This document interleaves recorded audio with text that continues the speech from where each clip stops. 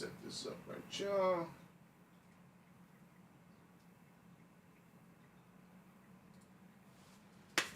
All right. Let's see. And I got that set up. Now I can view what I need to view.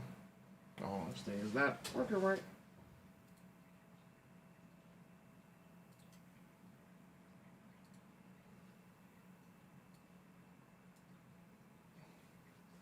All right. All right. Get this show on the road here. Because I saw this article that was very, very interesting. And I just had to talk about this one right here. Because I'm sure a lot of people wanted to know how much money Tariffs got to fail this year. Which is very interesting. This article actually came out on my birthday.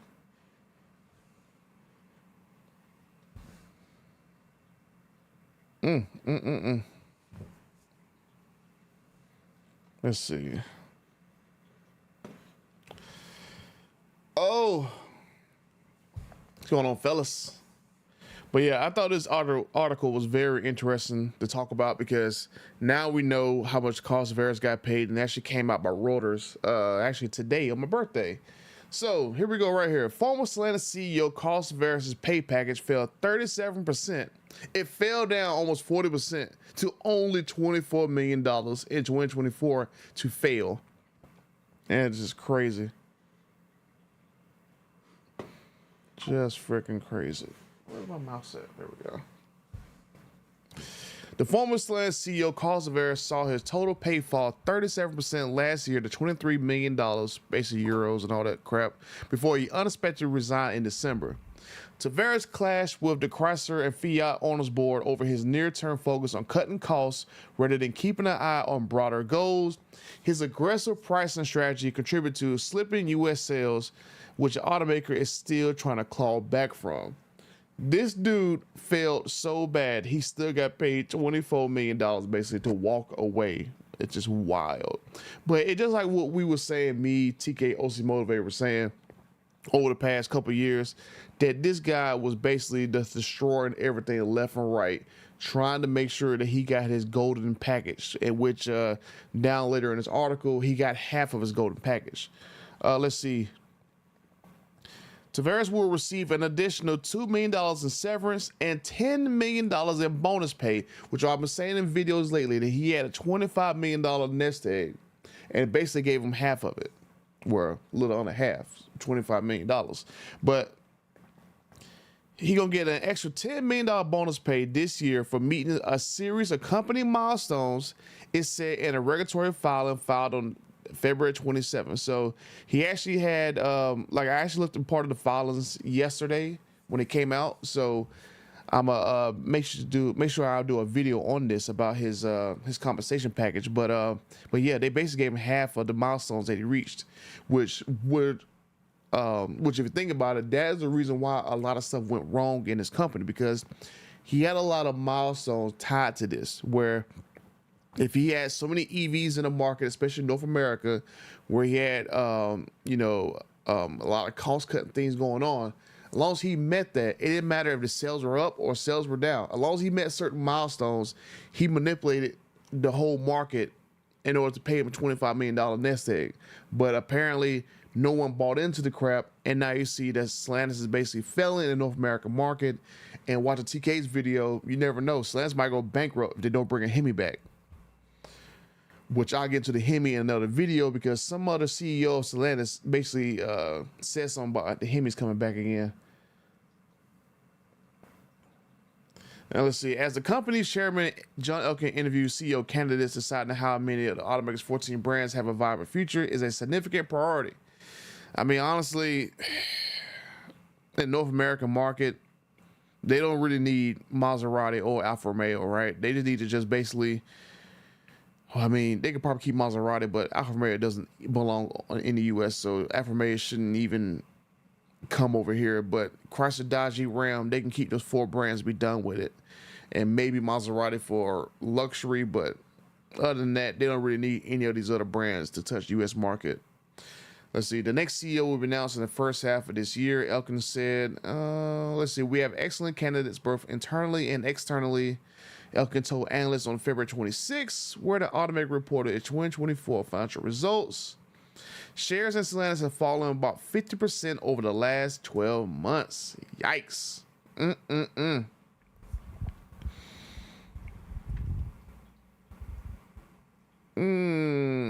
Let's see.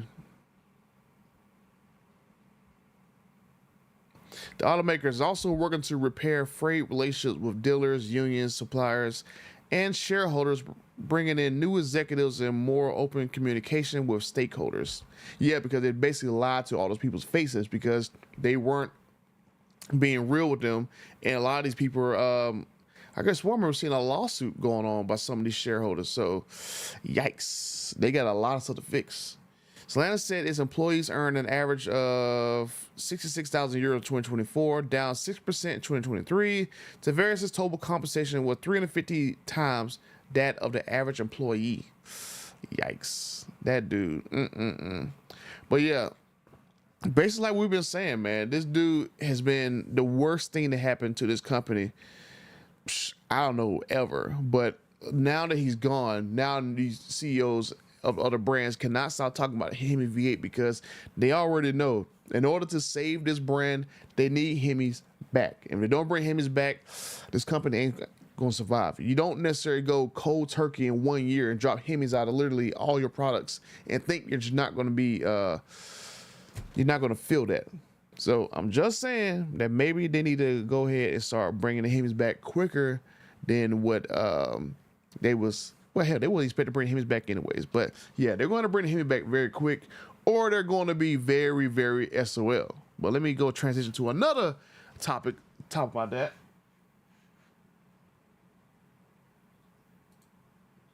Let's see, where is it at? Where is it at?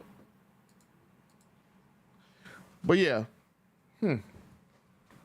So basically, I was listening to this podcast right here. I don't know who in the world the ANC podcast is, but the most interesting thing was that it had Stellantis' Canadian CEO, Jeff Hines, talking about tariffs, EVs, and Hemi engines, and some more other topics on there. Now, he didn't really reveal a lot of stuff in this podcast, but I did notice I think it was around the 20 or 30 minute mark, he was talking about Hemi V8s. And the actual person who was interviewing basically asked him whether or not Hemis were going to make a comeback, and especially in Ram, since Ram is their biggest cash cow. And this Canadian CEO, Jeff Hines, he wouldn't say that it was coming back. He would deny that it was coming back. And he also wouldn't, he kind of gave like a little answer going like, oh, you got to like stay tuned for what comes next. So he's kind of alluding that a Hemi is going to come back, especially the Ram, especially in Ram Canada. And this right here is another good indication that now you got somebody even higher than Tim Kuniskis and Matt McClure, who were the brand CEOs of Dodge and Ram. Now you got an actual CEO of an actual area, like probably, I don't know where Jeff Hines is on the actual totem pole.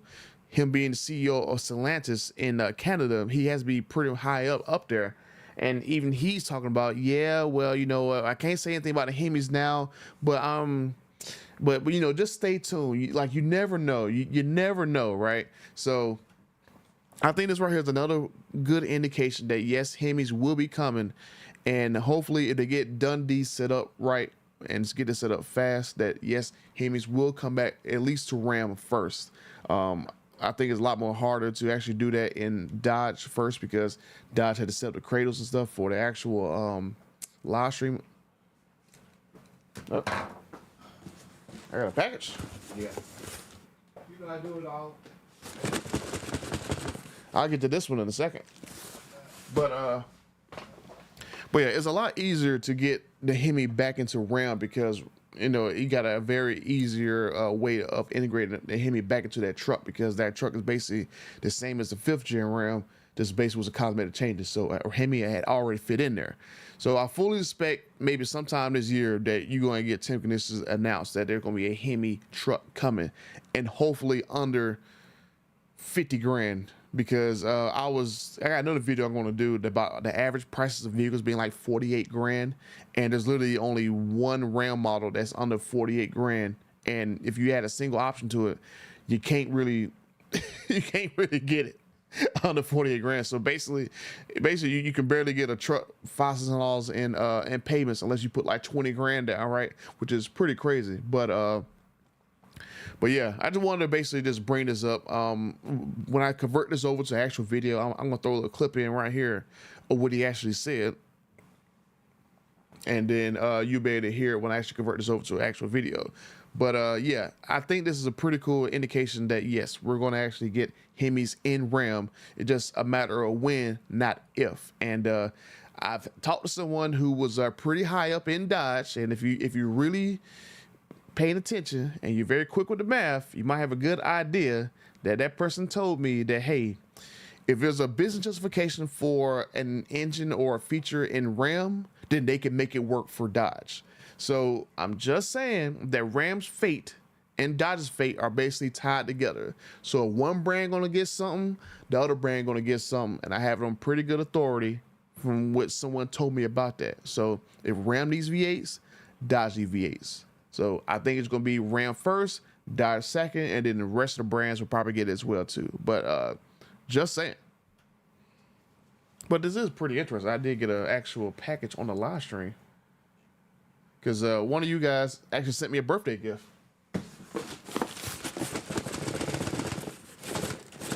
But yeah, if you guys did not know, yes, today is my birthday. I am dirty 40, so this is the last time I've ever been in my 30s. So, or I'll ever be in my 30s. But yeah, I got something to open this box up with. Let's see what one of you guys sent me as a birthday gift.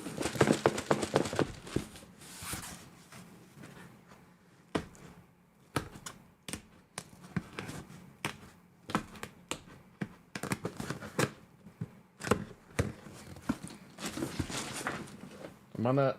Okay.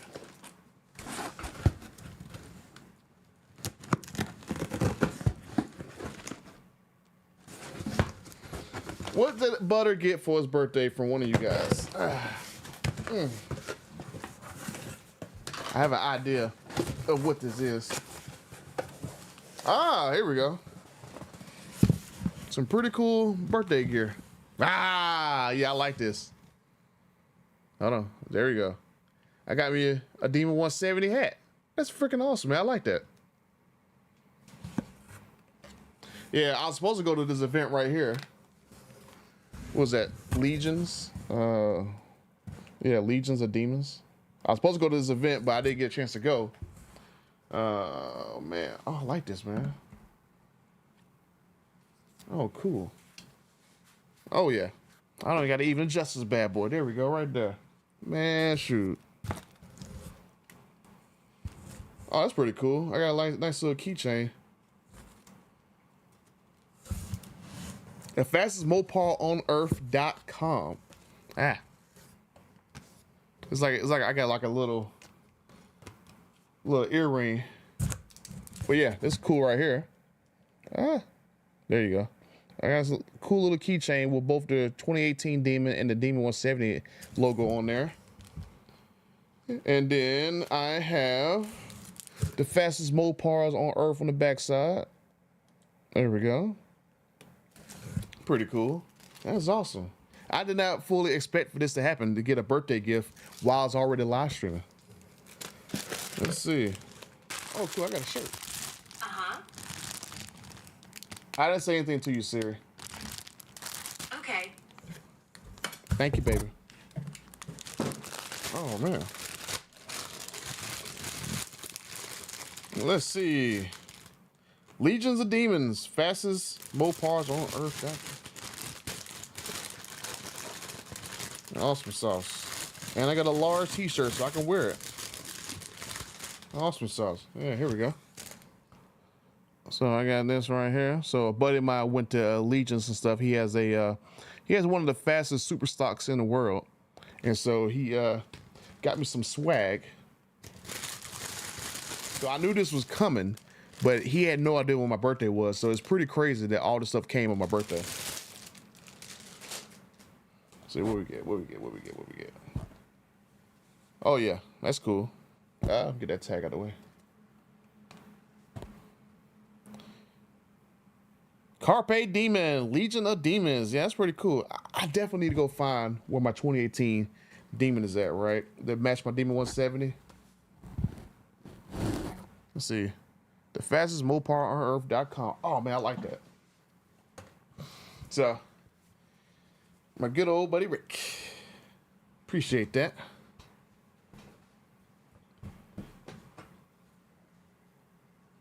It's nice having friends. Shoot, you know what? I need to find out where in the world is my Demon 170 at.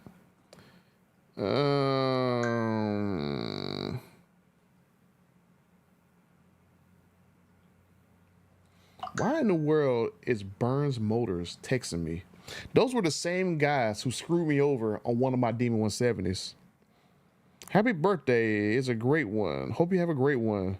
It's Joey from Burns Motors Missions. Or Burns Motors Mission. And reaching you as a new point of contact here to wish you a great day. Yeah, right. Like, dude, y'all screwed me out of a Demon 170. I had to, cause like, you know how much crap I had to go through with Burns Motors? I had to basically go and I basically spec'd out a Demon 170. They lied to my face about how I was gonna get the daggone car. It was actually a car that one of their people actually ordered. Like some guy that they normally have ordered cars through them, right? And then basically they changed the spec over to my spec, and then they was like, oh yeah, the $10,000 you gave us is like didn't go to the car, it went to the guy, because they told me that when I wired them the 10 grand, that the 10 grand was going to go towards the actual cost of the car, you know, for extra down payment towards the car. No, that they had me wire the 10 grand directly to the guy who ordered the car for them, right? And then when it basically, I talked to him going like, what in the crap is going on here? Like, you know, why am I wiring money to an actual individual that doesn't work for the dealership? And that's when I kind of found out that, hey, you know what? You're doing some shady stuff with the Demon 170 order. So I had to get my buddy, Steven from law firm to basically go and send them a very threatening email. And basically, almost a year later, I got my 10 grand back, and I used that 10 grand to go buy my current Demon 170. So these guys, like, them motherfuckers send me an email on my birthday. Oh, not an email, a text message on my birthday. Like, they can get lost. But yeah, man, I definitely like this hat. You definitely see me wear this hat plenty of times. Like, it's pretty cool. I'm about to take my little necklace off. That's pretty cool. I like this. I need to get some merch made. Let me take this pin off. Yeah, come off. That's pretty cool. I like this. This is good merchant. Oh, they're just care instructions. That's pretty cool. They got everything all branded. Carpe Demon. Oh, racethedemon.com. So I guess that's the actual website for this merch. That's pretty cool. Oh yeah, then they got the little sticker on the bottom side of it. Can you zoom it? There we go. It's kind of hard to see. There we go. Carpe Demon. I like that. Oh yeah. Fits like a glove. Thank you guys for my birthday wishes, bro. Let me see. What was another one? Okay, so this article right here basically caught my interest. So I was looking at this article right here, and it really piqued my interest, because here we go, yet again, another situation where another manufacturer has basically went and decided they're going to start making V8s after they previously said they were going to go basically EV only. And this kind of going like, dude, like, why isn't Stellantis coming out saying that they're going to develop a new V8, right? This should easily say Stellantis develops a new V8 combustion engine as EV sales stall. Like, why not come out and say that you're doing this, right? Bring optimism back to the brand. If Mercedes-Benz has the balls to come out and say this, and they're a pretty big brand, I mean, Stellantis, you can come say the same thing to bring optimism back to the brand. Why don't you say that you develop a new V8 combustion engine as EV sales are flattening? I'm just saying. So it's just crazy how to think that Mercedes-Benz can do this. And that's why I read this article going like, damn, didn't Mercedes-Benz say they're going EV only? So Mercedes-Benz is developing a new combustion engine, becoming the latest automaker to slow its electric car push in response to sluggish sales. Mercedes-Benz is reacting to everything going on. They're reading the room, reading the temperature. The EVs ain't all that. They're way too expensive and they're not for everybody. But here we go, a company doing what they can and letting people know that, yeah, we're making a new V8 engine, right? The German company's AMG Performance Division is working on a next generation V8 powertrain, changing course on a previous decision to stop developing engines running on fossil fuels. It will be accompanied by a small battery and electric motor for additional power. And like I said, this can be easily something that Stellantis can come out and say that developing a new V8 engine to bring excitement back to the brand, hopefully, fix that stock issue. Because I said in my last video that their stocks are down like what, 50%. So maybe why not do this and go this route? Oh, I'll respond about him in a second. Like other automakers, Mercedes previously said it would not develop a new combustion engine beyond the current generation designed to comply with the European Union's emissions regulations. So even with that European nonsense, they are still going to make V8 engines. But since taking the old V8s out of the entry-level lineup, AMG has surrendered market share to BMW's M Sport division. So these guys saw that they're losing market share and they are reacting and they're going like, oh, we need to go ahead and bring V8s back because we cannot lose market share. Stellantis lost, I think, almost 20% market share in 1 year without the Hemi. So I'm just saying, Stellantis, maybe you guys need to kind of follow Mercedes-Benz's lead. Announce that you develop a new V8 engine, regardless if it takes 2-3 years to come out with. Just say you're developing something, because honestly, I think they can just take the 5.7, do some updates to it, make 550 horsepower, naturally aspirated, throw a turbocharger or two on there, make 700 horsepower, and be done with it, right? I mean, they've already did all that technology in the Hurricanes. Why not throw some technology into the 5.7, do some redesigning and stuff, and make a new 5.7? I mean, it should not be this difficult. And just announce it. Just say you're doing it. That way, I want to leak stuff out and then y'all guys get pissed off at me yet again. Because I've heard word around the campfire that Stellantis are pretty pissed off at me. Who's calling me now?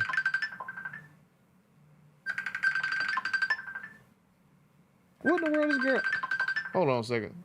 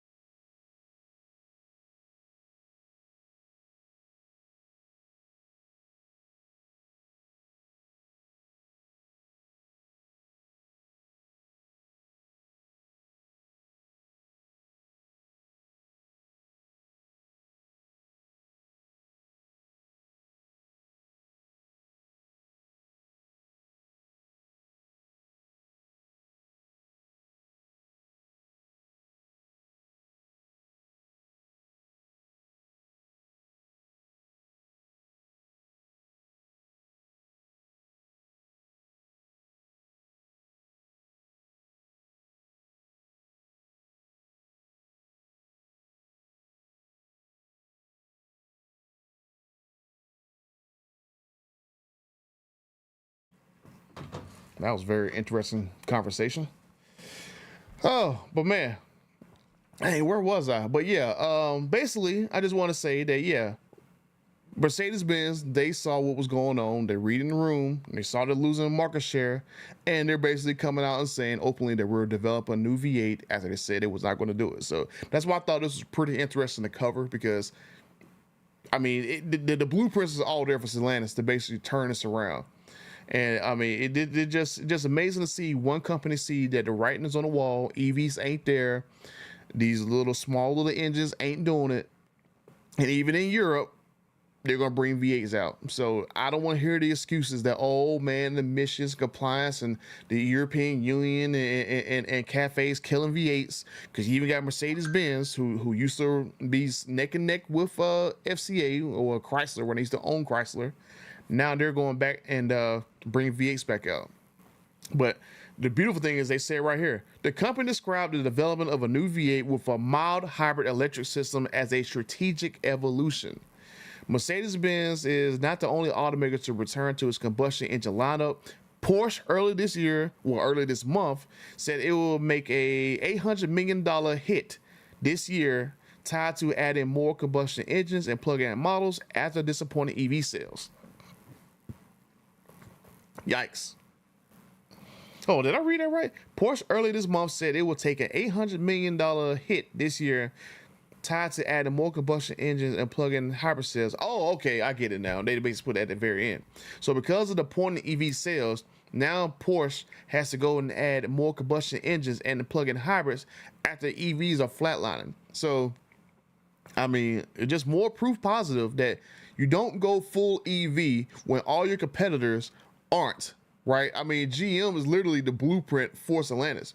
Don't go full EV, alienating your entire customer base with $60,000, $70,000 electric vehicles when you got GM and Ford doing the total opposite, right?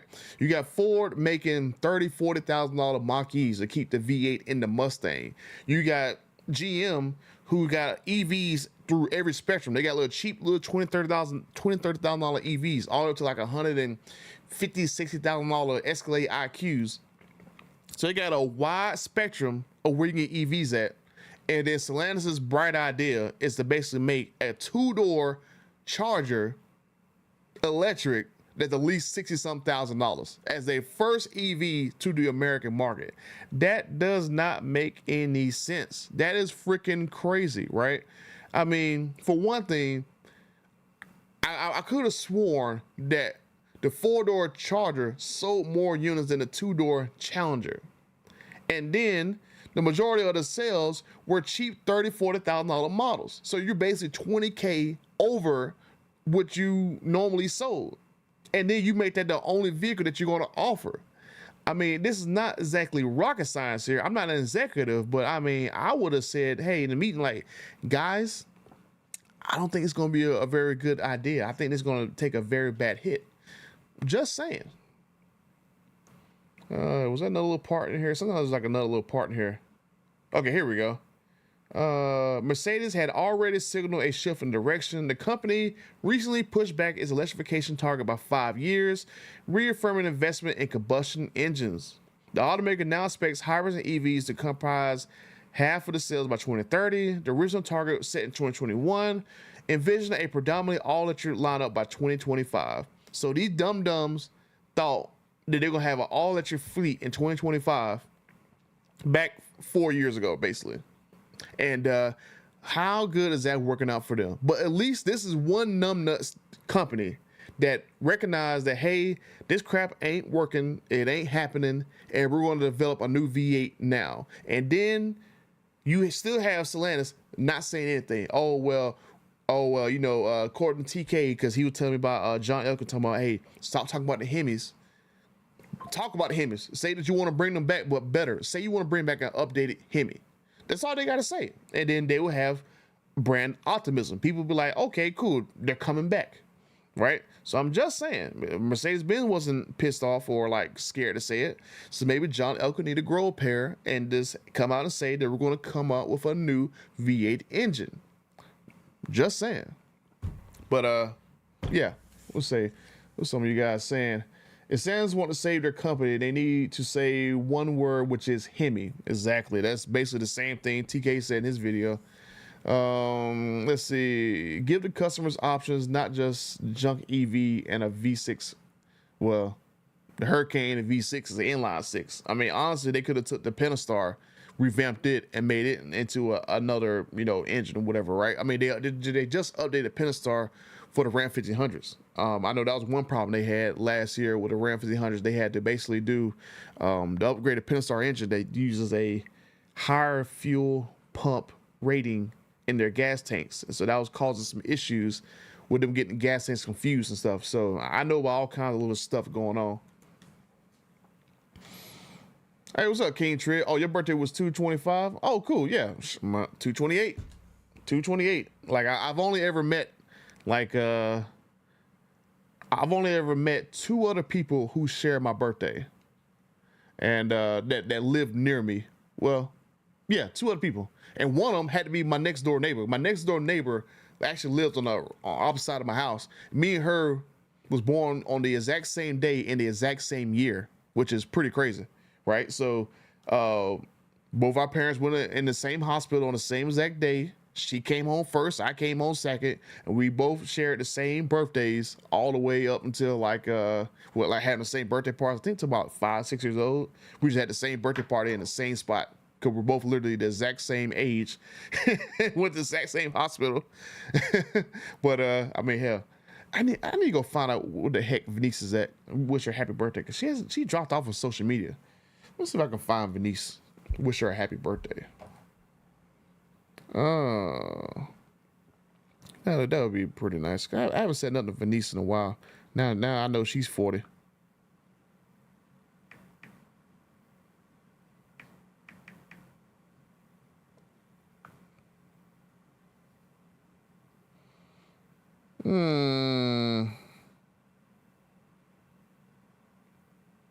Yeah, she's off of social media because now her tags I used to have on my Facebook page does not work.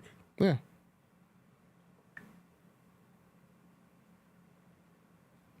I'm gonna go talk to my ex because my ex and her are pretty good friends. But yeah, I figured I would get on a live stream and I'm gonna convert this live stream over to actual videos. So I have some videos for today, and actually go in before I actually gotta go later on today and actually have my birthday party and stuff with my with the kids, my niece, my nephew, and my son. And I'm supposed to have a daggone cake. Where's my cake at? That's one thing I'm gonna do. I'm gonna live stream my cake. So I just gotta just figure out where my cake is at. Let me go and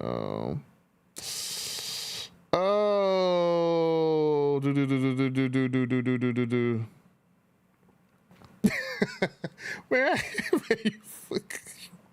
man, this dude is funny, man. Like my UAW people are funny as heck. They're trying to clown me, talking about, hey, it's your birthday, and now you can get you a Hornet and a Charter Daytona for your YouTube channel and stuff. What's stupid?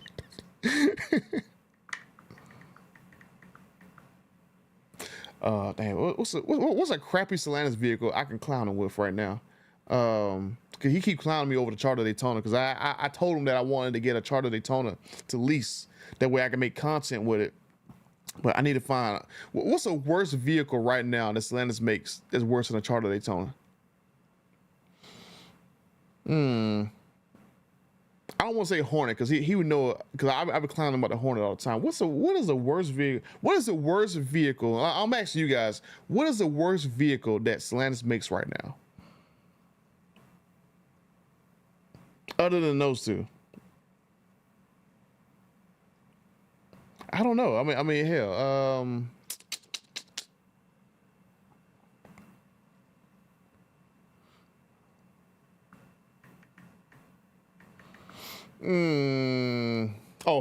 Okay. I'll do 4B.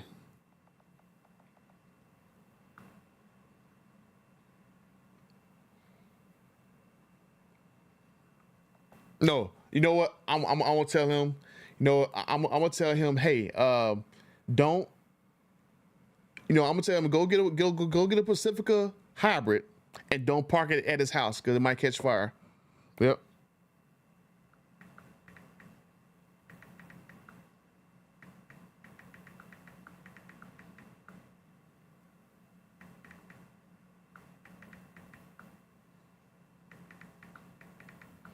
Yeah, I'm gonna tell him he needs a Pacifica hybrid so he can go ride share his little work girlfriends he be telling me about.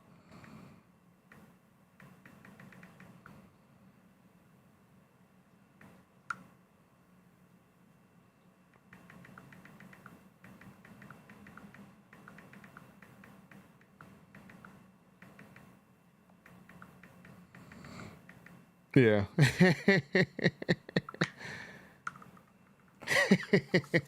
But yeah, let me go find out where my cake is at. Where's Monique?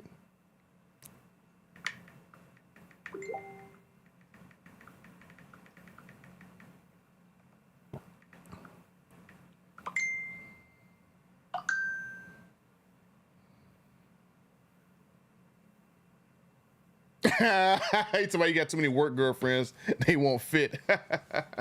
But where's the next article at? Hold on. Oh yeah. So I was reading this article right here. There wasn't really much to read in this article, but I do want to say that this is very interesting what was brought out here. Now this article came out September of 2024, September 14th, and it may just give you some basically goofy little stats about the chart of Daytona, but this was not what I found interesting about this article. The most interesting thing I found about this article was it was saying that this will be a new Dodge crossover in 2026. So what new vehicle it is going to be for Dodge? Because if you look at this chart right here, you basically got a chart of Daytona EV and then a regular Dodge Charger. So I think the top half of this chart is for EVs and the bottom half of the chart is for regular gasoline versions, right? And so basically you have right here a Dodge Charger EV in 2025, a Dodge new crossover in 2026, a 2027 new Dodge Durango, which was supposed to be EV only at first, and then now you have right here in 2028 a brand new version of the 2028 Dodge Hornet. Did that say freshened? Yeah, freshened. Yeah. So basically a freshened new design of the Dodge Hornet EV and a actual Dodge Hornet gasoline version. So I found this very interesting. Like I said, this came just in September of last year. And that's very interesting that Dodge is going to get a brand new crossover. And I knew Dodge was going to get a car. Who's calling me now? Oh, Lord. Yes, hello? Hi, I'm sorry, I need to call you. Hey.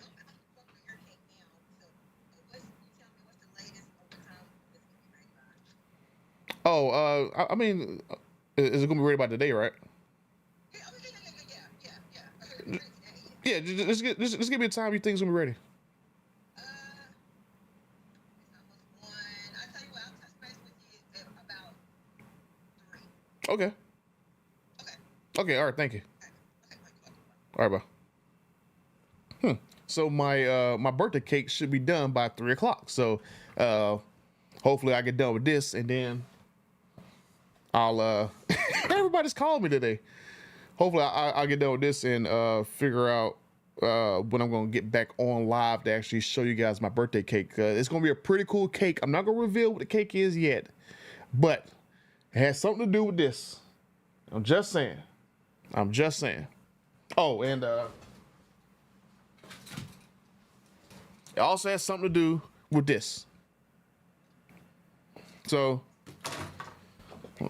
that's your hint. That's what my birthday cake gonna look like.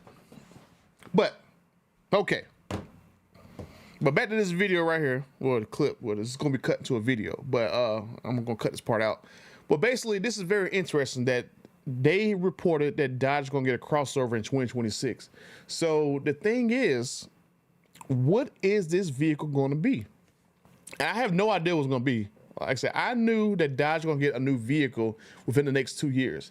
I don't know exactly what it's gonna be because, you know, there's a lot of stuff floating around there and you never know with all the stuff getting shaken up and now Tariffs is gone, what Dodge is gonna actually get now.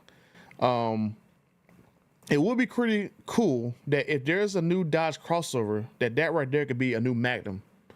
And I think if they make a new Magnum crossover, that would actually be pretty cool, right?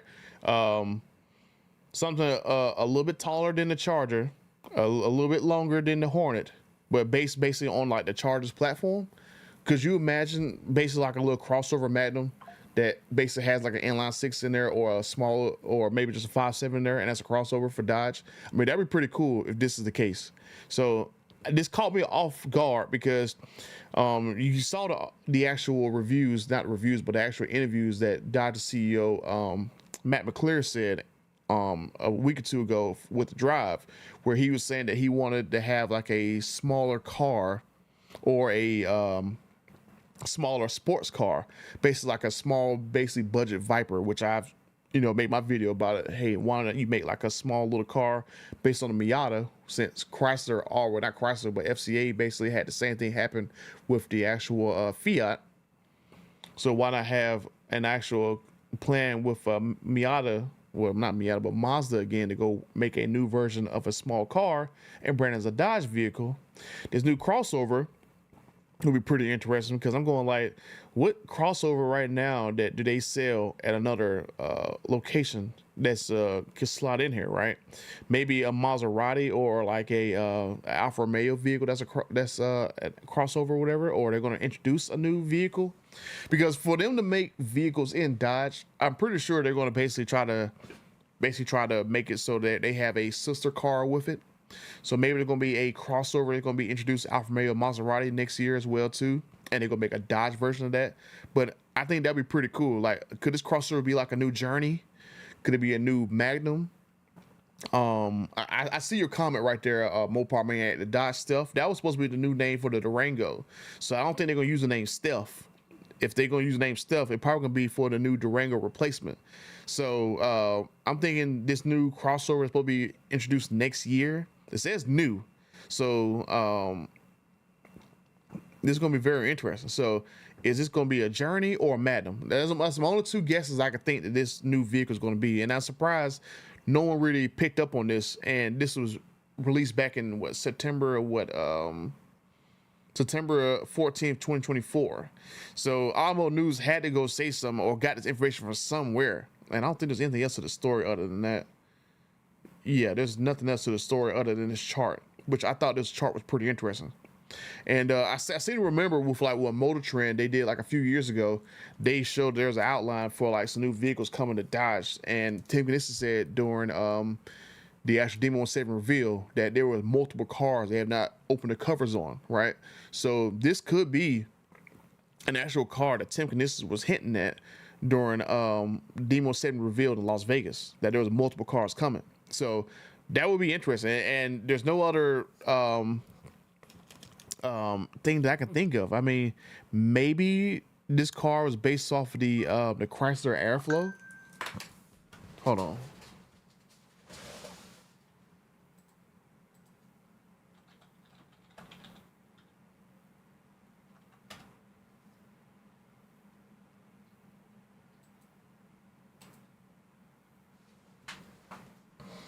So maybe Dodge is going to get this vehicle right here, but rebrand as a Dodge vehicle. So, I mean, that could be an option right there. I think it will work. It just depends on what is it going to be. Like, is it going to be EV only, or is it going to have gasoline options? I mean, if you had like a crossover, like I have not seen this crossover in person. Let me see if I can find like a wheelbase.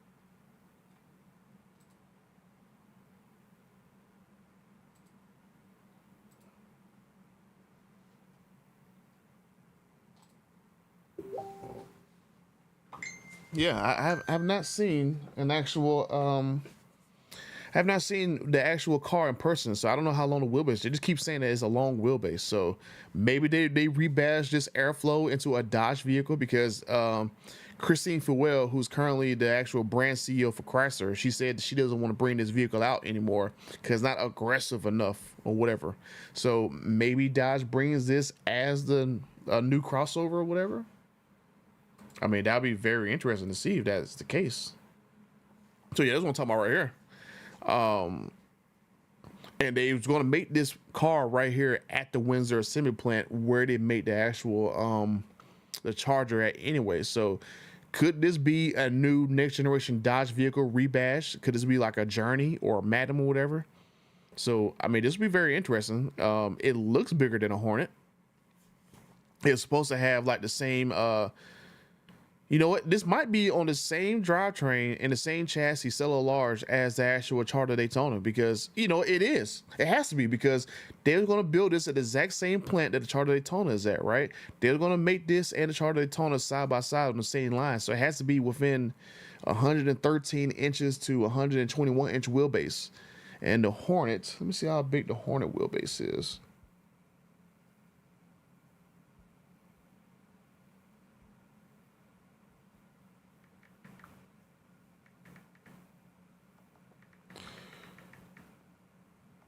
Dodge Hornet wheelbase.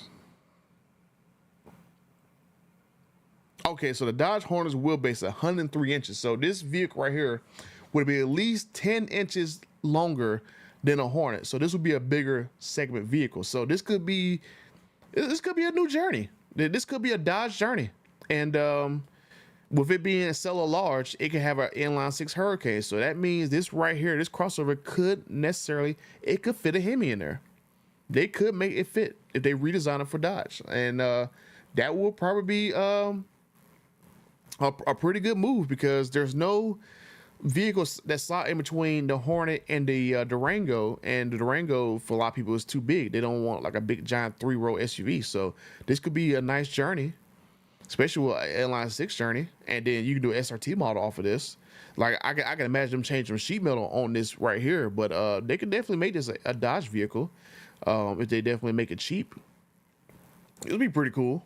It'd be kind of like what's the equivalent in GM, like maybe a Chevy Traverse, something like that, or a Trailblazer or a Blazer. Like make it like that size. I'm pretty sure the Trailblazer on that stuff is GM.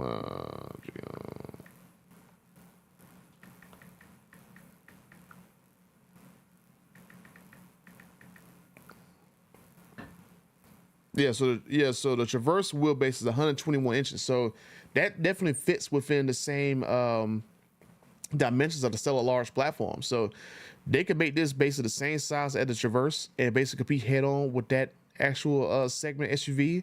This could be definitely a Journey, or it could be a Magnum. Like those are two different names that I think they can use for this. And then if it has like inline sixes in there, it'll destroy the Traverse. How much horsepower does the Traverse have? Oh, Traverse used to have like a 2-liter engine. So yeah, you put a 3-liter engine there, it'll definitely kill it. Let's see, how much horsepower does a Chevy Traverse have? A Chevy Traverse between $40,000 and $56,000.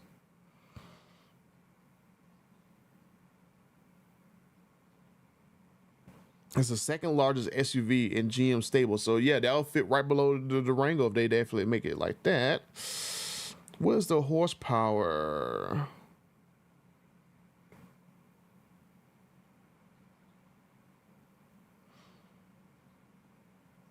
It just tell me that it's a 2-liter, but where's the horsepower at, man? How you gonna tell me engine performance, but don't tell me the horsepower?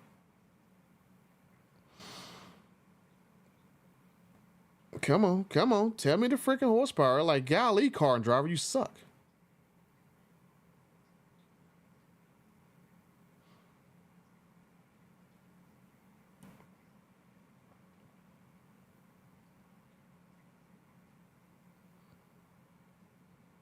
Let's see. Is Evans going to tell me? Here we go. Engine. Okay.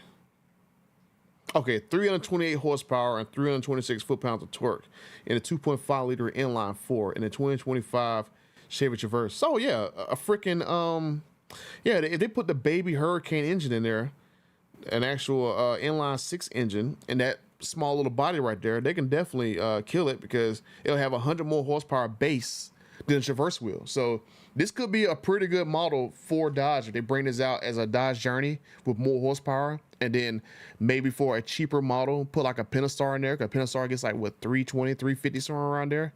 So yeah, this could be a nice little budget model, and then they can just sell it in mass, especially to get around the 30 grand mark, 30, 40 grand. Let me read some of you guys' comment. Looks like the electric Wagoneer. Oh no, the electric Wagoneer is different. This was gonna be made in Canada at the same plant at Windsor as the Charter Daytona is. The Wagoneer S, that's made down in Mexico. That's gonna be basically the basis for the actual next generation Jeep Wrangler. Not Wrangler, Jeep Cherokee. So the Wagoneer S and the Jeep Cherokee are gonna basically be the same vehicle. It's gonna be the Jeep Cherokee is gonna be basically be the actual gasoline version of the Wagoneer S. So that's why the Wagoneer S looks like a Grand Cherokee but smaller. They're basically the same vehicle. So I don't know why they even called it a Wagoneer S. They probably called it a Wagoneer S because the damn thing is expensive. Like at what, 70 grand, 60 grand, somewhere around there. So that's why they probably called it a Wagoneer. That way if they can justify the cost of it being expensive, when they could have just basically called it a Cherokee but dropped performance down some and basically just made it a budget EV. But Tariffs and his whole nonsense, he's out of his mind. But let's see. I was at the dealer yesterday and saw the electric Wagoneer, and the fan was real loud under the hood, assuming it was cooling the battery from even though the car was never on. Oh, so hey, chill point. I'm sorry, I had to kind of squinch to read because the actual screen is so far away from me. But yeah, there's actually a software recall for these electric vehicles. I haven't done a video about it yet, but I kind of revealed it in my other live stream where there's actual recall that where they had to do some software updates to these cars, the actual EVs like the Charter Daytona and the Wagoneer S, and to fix some issues with the car. And so one of the things that I saw in there was that they had to actually unplug the cooling fan to stop it from coming on. So I'm just saying. But yeah, this would be pretty cool if Dodge makes a new journey. So you know what? Speaking of Dodge, I need to go call and see where the freak my Demon 170 is at.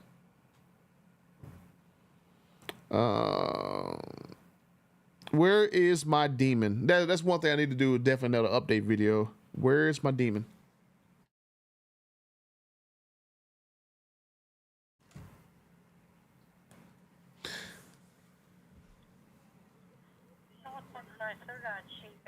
How may I help you? Service department, please.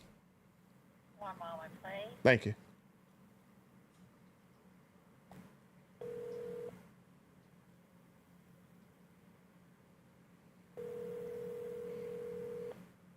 Service department is Melissa. How can I help you? Yeah, I was just trying to see about the status of my vehicle that I left there last week. They said supposed to be ready yesterday, but it's still there. Okay, who was your service advisor? I normally talk to Isaac. Let me see. I don't think I talked to Isaac this time, but if you can give me Isaac, that's fine. Or anybody, that's fine. I just want to just see what the status about it is. Okay. All right, let me see if I can get him for you. Hold on one second. Okay, thank you. I had a card of the dude, but I don't see the card of the dude anywhere.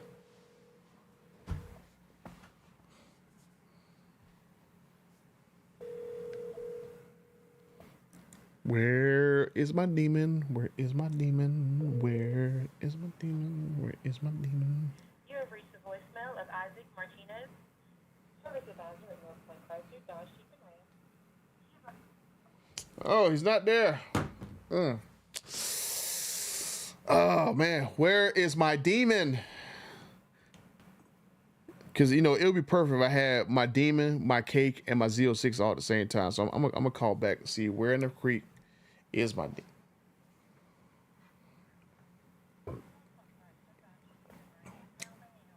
Service department again. Thank you.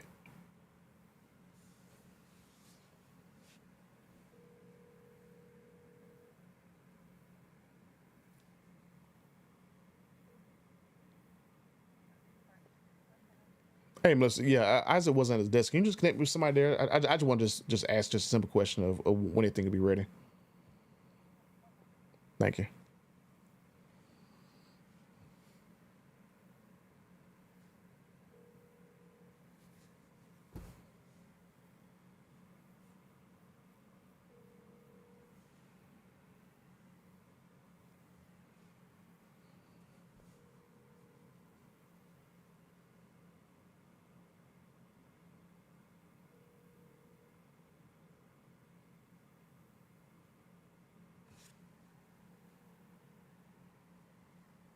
Nobody answered me.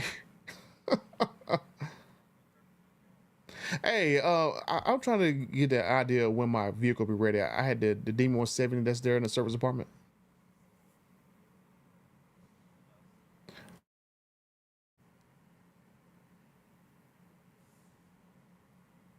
Yeah, I called like 2 days ago, and they said it should be ready yesterday, but I never got a call back. So I just trying to check to see, make sure everything was fine.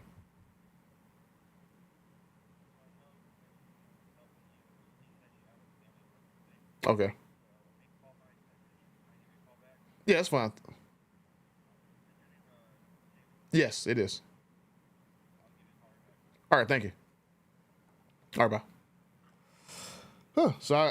My technician is actually out, who was helping me. My service advisor was out, so I should find out pretty soon. Okay, you're gonna figure out what my Demon 7 is going on with it, and we'll go from there. See if I have both my Z06 and my Demon and my Cake. But are there any updates on the direct connection stage 3 kits with your contacts? I actually had to go and actually piss off direct connection. How can I say this? Let's just say that there's been some problems with direct connection messing with people's cars. And I got a situation I'm working on in the background where I'm trying to avoid a legal situation with someone between them, Dodge, and direct connection. So my focus been on that. Now, as far as stage 3 kits go, I'm going to actually, you know what? I'm going to ask them, is there going to be any, I'm going to actually ask if there going to be any extra stage kits, you know, kind of off the record, whatever. Because, you know, a lot of times they can't necessarily tell me head on if something's going to come or not, especially some of the people that I talk to. But I'm going to definitely ask, because I know I've talked to Chuck. I actually got his phone number in my phone. I can actually call Chuck if I wanted to. Well, it's my other phone, because I got 2 phones. So I got Chuck number on one of these phones. So I got to look him up and actually call him. But hey, you know the thing that pissed me off yesterday? Look at it on my phone. My daggone screen and my foldable phone cracked on me last night. Like, what kind of birthday gift is this, right? Damn screen cracked on my foldable phone. Like, it's crazy. So now I can't really use my inside screen, so I gotta get my phone fixed. Freaking wild. Like, I done had this phone for like, damn, how long I had this phone? I had this phone, what, 2-3 years? Damn, foldable cracked on me. I'm trying to watch a video full screen, the next thing I know, crack. Like, it's crazy. Wild. Like the whole screen on the other side is dead. And it's kind of coming dead, like right here on this side. It's kind of hard to see it right there. It's crazy. Like, all I heard was, that's freaking wild, man. So I can only use this side of a screen of my phone. So luckily this screen still works. So I got to get me another phone. I might get the new Pixel phone, but I wasn't trying to spend like damn near another few $100 a damn month for a brand new phone when this right here is working perfectly fine. And I'm trying to go to Mopar heaven in the next few weeks, and this is gonna definitely cut into my my budget. But let's see, like messing up installs. Yes, let's just say I know somebody who's been dicked around for almost 2 years because of a botched install, and they're not fixing it. I had my pulley replaced after 1K miles from a stage 2 kit. Yeah, this guy basically had stuff replaced on his car, and his stuff still ain't fixed almost 2 years later. So I'm trying to avoid a lawsuit with Dodge and him, but I think he's got to that point where he's getting tired of getting dicked around for like months. So I'm trying to, because I've actually helped a few times people avoid lawsuits with Stellantis. And I mean, if it's just as simple as just basically fixing something or put something back stock, it should not be that hard to avoid a lawsuit and dragging it out and make it this very ugly. So I'm just saying. But yeah, was there another article I had I wanted to talk about?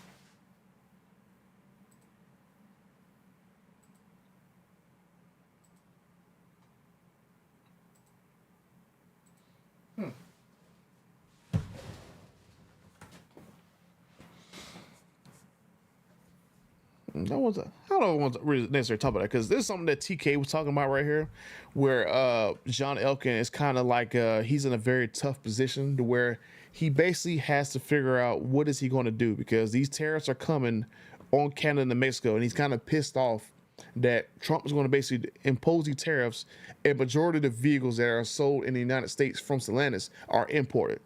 Really, the only vehicles from Stellantis that's actually made here in the United States is basically the Ram 1500, the Wagoneer, the Grand Wagoneer, basically the same vehicle, the actual Grand Cherokee, the Durango, the Wrangler, and the Gladiator. So that's 6 models that are basically sold in the US. But all the HD trucks, they're sold from Canada. The actual Pro Masters in Canada, not Canada. The Ram HD truck is sold in Mexico, or made in Mexico. The Pro Master made in Mexico. The Wagoner S is made in Mexico. The actual Jeep Cherokee is made in Mexico. You got a Windsor. You got the Pacifica in Canada. The Dodge Charger in Canada. Supposed to have this next generation Chrysler in Canada. Then you're gonna have over there at Brampton, it's gonna be the next generation Recon. Then it's supposed to be the next generation Compass. So you got like 9 vehicles out of what 9 vehicles compared to 6, and a lot of those 9 vehicles are basically volume cars. Like the Pacifica is a volume car. I think the Recon is supposed to be positioned as a bigger Wrangler to actually get people to actually buy more Wranglers. Then you have what? There's new Chrysler. So Chrysler's really only vehicle is going to be tariffed. So Elkin is in a pretty bad spot that he has to figure out a way to get these vehicles back to the United States and get hit by tariffs, while the company is already getting hit hard by tariffs, right? And then I didn't even go through the whole list of vehicles that's imported, right? Literally everything Alfa Romeo is imported. The Hornet is imported. What? Looks like it's come off from Europe. Everything from Maserati is imported. So I mean, he could technically get around this the way that Mercedes-Benz get around it with the actual Sprinter vans, right? Because what Mercedes-Benz does is they basically assemble the actual Sprinter van over there in Europe, and basically had the chassis shipped separate, or not shipped together. Basically, the chassis and the cab are basically assembled all in freaking Europe, and then they ship it separately. And then in South Carolina, they basically take the cab, put it on top of the the chassis, and then just roll it out. And then that's a American-made Sprinter van. I mean, that's basically how Mercedes-Benz does it. So honestly, Stellantis can do the same thing. They can basically, well, man, they can't do that crap because these cars are unibody. Ugh, they could probably do that for the Ram pickup trucks. Do that, but the yeah, that's gonna suck. Yeah, they're SOL. Let's figure out a way to build everything and just assemble it, a very funny way in Belvedere. They really only have one plant left that's actually not making anything to actually fit in something. So it's gonna be very interesting what they do. And these tariffs are really gonna mess up Stellantis. Oh, they're gonna be pissed. Oh man, but yeah, he's I think that's part of the reason why he decided to move the Hemi back to Michigan, because they won't get tariffed on the actual production of Hemi engines, because all the other engines are made in the United States. The well, not the Hurricanes, but I could have sworn Kokomo was supposed to make a version of the Hurricane there. They make some of these inline. A Pennstar is made here. I think the inline 4 will be made here too, and then now the Hemi will be made here. So at least now they have Hemis in the United States they won't get tariffed, and then now they're able to actually put that actual engine in different plant locations, where put the engine in different locations to where they can actually get it to actually be in products, right? They can go put it at the Shap, they can go put it at Warren, they can go put it at Mack Truck, Jefferson North, they can put it at Windsor, and all those plants are within 2 hours of Dundee. So it's very economical for them to they actually move Hemi production to Michigan. That way they got to, import these suckers from Mexico, hit by a tariff, had to basically put it on a train, and had to worry about, issues where, especially with the stuff that Trump is doing at the border and vehicles getting seized or shippers getting held up the border and stuff. Because I remember seeing an article a couple of years ago where Ford had to have a situation where a bunch of vehicles from Mexico was getting stopped and seized by Border Patrol because the cartels was smuggling drugs in Ford vehicles coming from the plant. So maybe he doesn't want to deal with that issue and gonna try to, get the engines shipped here to the U.S. production, and maybe move some of these products out of Mexico to Belvedere. Because Belvedere, I mean, honestly, I think Belvedere is one of their bigger plants. So I mean, if they want to put basically most of the Ram stuff there, like the HD trucks, ProMaster, maybe the mid-size truck, they can probably turn Belvedere into like a Ram hub. They can keep Shap making the Ram 1500 and stuff. Basically, they can add probably another SUV or a pickup truck over the Warren truck. Because I mean, if they make another frame off, what other frame off vehicle could they make? Because I think Ram should have an SUV, or maybe Chrysler should have an SUV. So maybe they make a rebadged Wagoneer as a Chrysler vehicle. I mean, that could work. Get another product in there, just make it a little bit cheaper. But yeah, it's pretty freaking interesting. But I'm gonna go ahead and get up off of here and go and get some stuff done. I just want to basically make these videos right here so I have something to actually come out with over the next couple of days. But I'll holler at you guys later. Oh, I will see you guys later on today, because I'm gonna go and actually pick my cake up and hopefully do a live stream with my Demon and my Z06. I'm just waiting for the dealership to call me back to figure out what's gonna happen with that. The Wagoneer SEV should have been badged as a Chrysler. Yeah, I mean, honestly, it could. I mean, it looks, because me personally, I think that the Wagoneer S, I thought it should be maybe a Cherokee EV, especially how it looked. It does not look like a Wagoneer to me.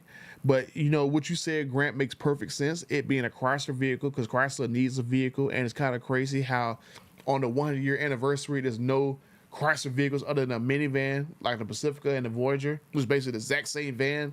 This one is more premium than the other one, so it's freaking crazy. Stellantis needs to consolidate brands, merge Ram back into Dodge to build a more streamlined, robust brand. Yeah, I mean, honestly, honestly, it really doesn't matter if they make Ram and Dodge back into one, because I mean, every dealership is a Chrysler, Dodge, Jeep, Ram dealership, right? So every dealership sells all four brands. It would make sense for like that if it was like GM, where some dealers have GM dealerships have like Chevy only dealerships. Some have Chevy, Buick, and Cadillac. Some have only Cadillac dealerships. I didn't ask anything from you, baby. You messing up my soliloquy. But it would make sense for GM to do that. But Chrysler, Dodge, Jeep, Ram, they're all the same vehicles on the same lots, which is why it sometimes doesn't make sense to have like the same vehicle in multiple brands, because they're all on the same lot, right? The Hornet and the Compass are basically the exact same vehicle on the same lot, but the Compass is cheaper, so the Compass is going to sell better than the Hornet. I mean, like, hell, because like GM basically makes all their full-size SUVs for every brand, right?